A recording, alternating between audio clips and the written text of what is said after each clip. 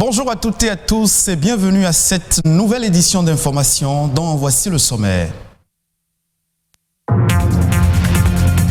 Les experts comptables sont outillés sur les mesures fiscales contenues dans la loi de finances gestion 2021. Un séminaire a été initié à cet effet par l'Ordre national des experts comptables. La couche d'ozone forme un bouclier gazeux entre 10 et 50 km d'altitude, protégeant la Terre des rayons solaires ultraviolets. Sa protection est nécessaire pour sauver l'humanité. Au Brésil, les hôpitaux sont surchargés de patients grippés et confrontés à une pénurie d'oxygène. Les médecins doivent faire le tri avant d'hospitaliser. Le constat est à suivre dans cette édition.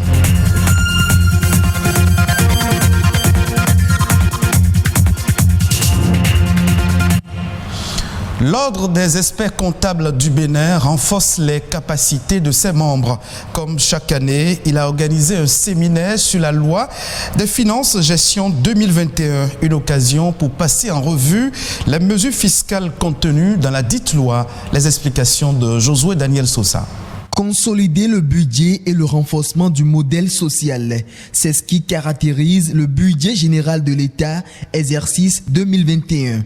Mais compte tenu du contexte socio-économique actuel, il s'agira aussi de renforcer la résilience de l'économie nationale et sa relance face au choc exogène créé par la crise sanitaire. C'est en effet le but des mesures d'atténuation des implications liées à la pandémie de Covid-19 sur le plan social contenu dans la loi de finances gestion 2021. Et pour réussir ce pari, ces experts comptables ont été outillés pour une bonne mise en application des dites mesures dans une année aussi particulière. Cette année, il s'agit par rapport aux effets de la crise sanitaire que nous avons connue ou que nous vivons, de relancer notre économie et par des mesures fiscales qui sont contenues dans cette loi de finances. C'est important parce que c'est eux qui établissent les comptes financiers des entreprises et pour que nous ayons toujours la qualité de l'information financière, ce renforcement de capacité est nécessaire. Une gestion fiscale qui passe cette année par des mesures incitatives de promotion des petites et moyennes entreprises et la création d'emplois. Les mesures fiscales nouvelles concernent essentiellement des allègements fiscaux pour alléger le fardeau fiscal des entreprises dans ce contexte de Covid-19 où les entreprises ont été sérieusement impactées. Il s'agit de faire en sorte que le paiement de l'impôt sur les sociétés, le paiement de l'impôt sur les salaires, le paiement même de la TVA, les crédits de TVA qui n'ont pu être consommés. Les mesures favorisent les entreprises dans le paiement de ces impôts, mais également dans l'utilisation des avantages liés à l'ensemble de la fiscalité sur les entreprises. Une formation qui va permettre à ces acteurs de la fiscalité de mieux gérer les entreprises, aussi bien sur les nouvelles dispositions du Code général des impôts que sur les anciennes dispositions reconduites. Chaque année, moi, je suis cette formation parce que ça me permet de découvrir les nouvelles règles qui sont mises dans la loi de finances de chaque année. Donc, je fais former également mes collaborateurs pour être sûr que dans tout ce que nous faisons, dans tout ce que nous aidons nos clients à faire, que nous ne passons à côté de rien et que nous prenons en compte tout ce qui est prévu dans la loi fiscale. La loi de finances gestion 2021 s'équilibre en ressources et en charges à la somme de 2542,192 milliards de francs CFA. Elle marque le passage du déficit global prévisionnel de 5,1% en 2020 à 4,5% en 2021. Parlons à présent de coronavirus. Situation de crise à Manaus, au nord-ouest du Brésil. Les hôpitaux de la ville sont saturés et confrontés à une pénurie d'oxygène. Les patients les plus gravement atteints sont transférés vers d'autres villes du pays pour faire face à cette seconde vague brutale dont l'origine pourrait être le variant amazonien du Covid-19. Les précisions dans ce reportage signé par nos confrères de France 24. Devant cet hôpital public de Manaus, face au chaos sanitaire, Les proches des victimes qui dorment parfois à même le sol depuis plusieurs jours s'en remettent à Dieu.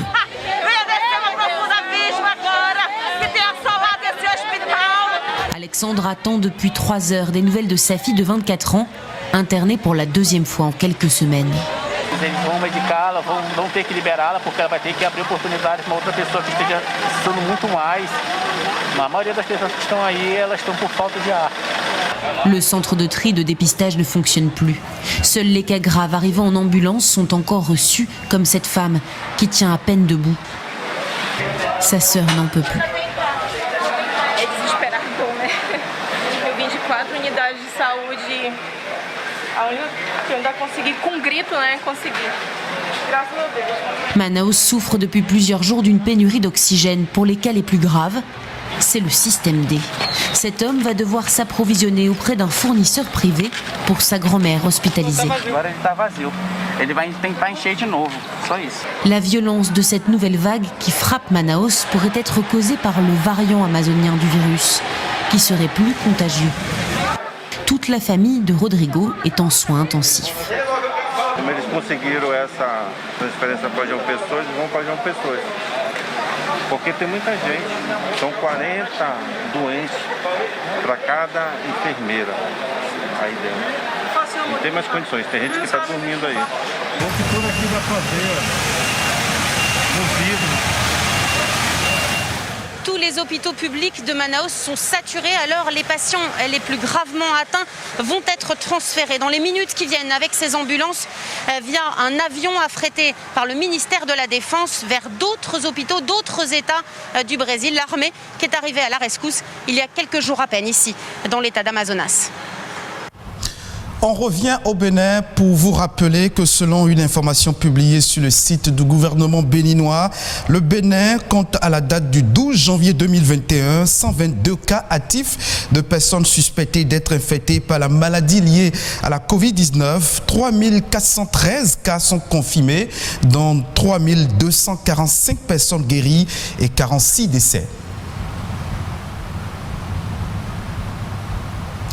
Un autre sujet de santé dans cette édition, l'accident vasculaire cérébral AVC est un trouble vasculaire cérébral qui touche les vaisseaux sanguins, conduisant le sang au cerveau. Il est la première cause de handicap et la deuxième cause de démence après la maladie d'Alzheimer.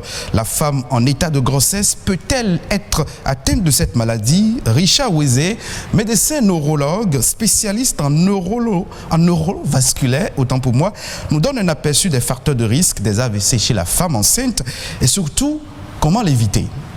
L'AVC chez la femme enceinte est heureusement très rare.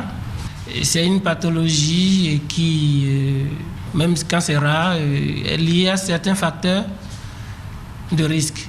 La grossesse elle-même étant déjà un facteur, le premier facteur, du fait de la modification physiologique de la femme où son battement de cœur s'élève, le volume sanguin est élevé et il y a la modification de ces vaisseaux sanguins. Il y a d'autres facteurs qui sont liés, qui sont propres à la grossesse qu'elle porte, tels que l'hypertension gravidique, la prééclampsie. La prééclampsie, c'est défini, c'est lorsqu'une femme a une tension artérielle et dans ses urines, on trouve qu'il y a de la protéine. Et puis, il y a l'éclampsie, et qui est une complication de la prééclampsie, une femme qui a une tension où on trouve les urines et qui fait les crises épileptiques. Par exemple, lorsque vous avez une éclampsie, ce n'est pas l'AVC qui serait la cause du décès fœtal, ce serait plutôt l'éclampsie. Et d'ailleurs, dans la prise en charge, lorsque l'AVC vient, il faut maintenir la tension normale pour éviter que le bébé soit hypoperfusé. L'AVC n'est pas une fatalité pour la femme enceinte. Et lorsqu'une femme enceinte a les facteurs de risque que je viens de citer avant de tomber enceinte, ou lorsqu'elle est enceinte, elle a une prééclampsie, une HTA gravidique ou une éclampsie, qu'elle se fasse bien suivre par son obstétricien pour éviter cette complication qui est l'AVC, qui est très grave lorsqu'elle survient. Parlons environnement à présent. La couche d'ozone constitue une barrière protectrice qui retient les rayons ultraviolets émis par le soleil. Mais elle est de plus en plus menacée du fait de l'activité humaine, une situation qui menace la vie sur Terre. Protéger la couche d'ozone est un défi industriel et politique bien plus grand que nous le pensions. Josué Daniel Sosa.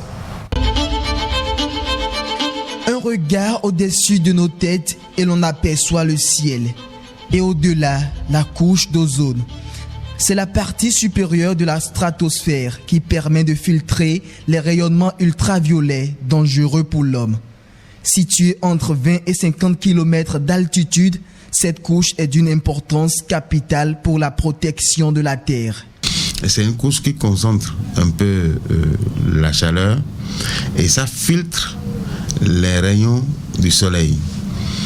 Alors en filtrant les rayons du soleil, la couche d'ozone enlève tout ce qui est ultraviolet et laisse passer la lumière qui est utile pour la vie sur Terre. C'est le rôle fondamental de la couche d'ozone. Cette couche protège donc les êtres vivants de certains rayonnements nocifs du soleil.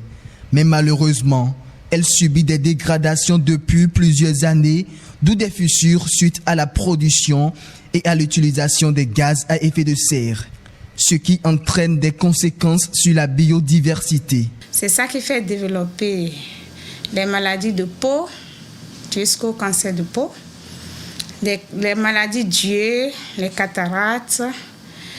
Au niveau des animaux, il y a le problème de la production. Ça ralentit la production de certains animaux. Ça agit sur certains écosystèmes, même la disparition de certaines espèces. Seule solution face à ce fléau, la protection de la couche d'ozone. Et le Bénin mène depuis quelques années des actions fortes en faveur de la protection de cette stratosphère. Le Bénin a déjà, en suivant le calendrier imposé par la communauté internationale, a déjà éliminé les CFC, chlorofluorocarbone, qu'on appelle les R12. La considération que nous donnons à une femme en état de grossesse qui protège la vie à l'intérieur, c'est cette considération que nous devons donner à notre précieuse couche d'ozone. 35 ans après la Convention de Vienne sur la protection de la couche d'ozone, le défi actuel est la mise en œuvre de l'amendement de Kigali adopté le 15 octobre 2015. Il consiste à réduire l'utilisation des hydrofluorocarbures. L'objectif étant de limiter les changements ou réchauffement climatique tout en protégeant la couche d'ozone et par ricochet sauver la planète Terre. C'est la fin de cette session d'information. Retrouvez cette édition en replay sur le site de l'ORTB, www.ortb.bj.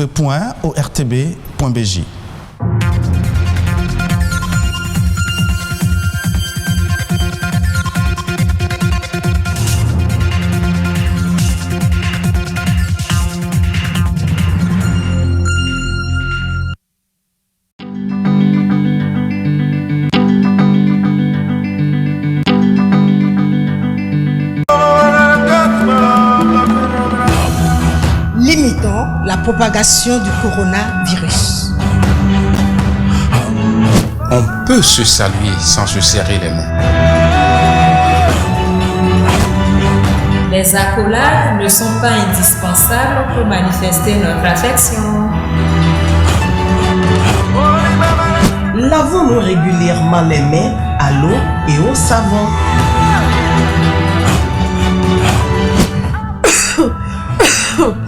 Toussons ou éternuons dans le creux de notre coude. Mouchons-nous dans un mouchoir à usage unique, puis jetons-le à la poubelle. Évitons de cracher partout. Limitons le déplacement au strict minimum. Observons la distance de sécurité.